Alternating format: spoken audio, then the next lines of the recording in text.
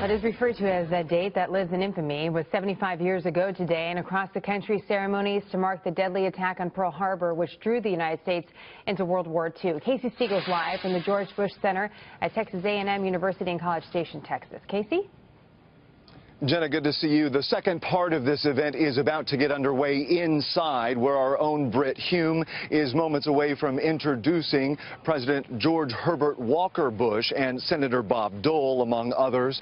Earlier this morning, a somber ceremony outside the Bush Library and Museum with a flyover of vintage World War II planes and a moment of silence at 11:55 Central or 12:55 Eastern, the exact time the attack started 75 years ago today in 1941.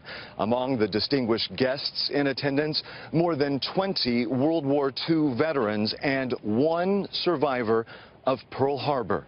Aaron Cook was just 19 years old at the time, a chief petty officer who was stationed on Ford Island and witnessed the enemy planes swoop in, dropping bombs. Now in his 90s, Mr. Cook says it's important to pay homage so that future generations understand the significance of this day. People just don't seem to be responsive. I mean, the kids go to sleep when you're talking to scientists, and they don't even know what Pearl Harbor is. I mean, they just don't realize how important it is. President Bush was a senior in high school then. He says the attack is what encouraged him to enlist, becoming the youngest naval pilot at that time.